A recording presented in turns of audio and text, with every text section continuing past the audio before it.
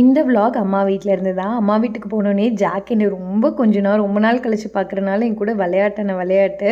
கொஞ்ச நேரத்திலேயே அம்மா நல்லா சுட சுட பாதாம் பால் எடுத்து கொண்டு வந்து குடுத்தாங்க. நல்லா சூப்பராக இருந்தது. என்னதான் வெயிலாக இருந்தாலும் சூடாக பாதாம் பால் குடிக்கிறதும் நல்லா தான் இருந்தது. குடிச்சிட்டு கொஞ்சம் நேரம் அம்மா கூட பேசிகிட்டு இருந்தேன். ஈவினிங் வெயிலெல்லாம் கம்மியானோடனே எங்கள் வீட்டுக்கு வந்தாச்சு. ஸோ பாப்பா வந்துட்டு உள்ளே விளையாண்டுட்டு இருந்தா. நான் வந்தோடனே செடியில் இருக்க வெண்டைக்காயெல்லாம் பறிக்கலாமேன்னு சொல்லிட்டு பறிச்சிட்டு இருந்தேன். ஸ்னோவும் என் கூட வந்து நின்றுட்டு இருந்தா.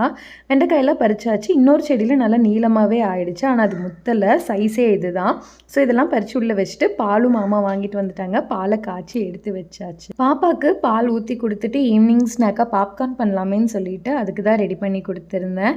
அப்படியே மேலே பூ பறிக்கலான்னு போனேன். சன் நல்லா செட் ஆகிடுச்சு. கிளைமேட் பார்க்கறதுக்கு ரொம்ப நல்லா இருந்தது. அப்படியே இருந்த கொஞ்சோண்டு பூவையும் பறிச்சுட்டு உள்ளே வந்தாச்சு. நைட்டு டின்னருக்கு சப்பாத்திக்கு தான் மாவு பிசைஞ்சாங்க. நான் எனக்கு பூரி சாப்பிடணும் போல் இருந்ததுன்னு சொன்னதுனால பூரியே ரெடி பண்ணி சூப்பராக சாப்பிட்டு முடிச்சாச்சு.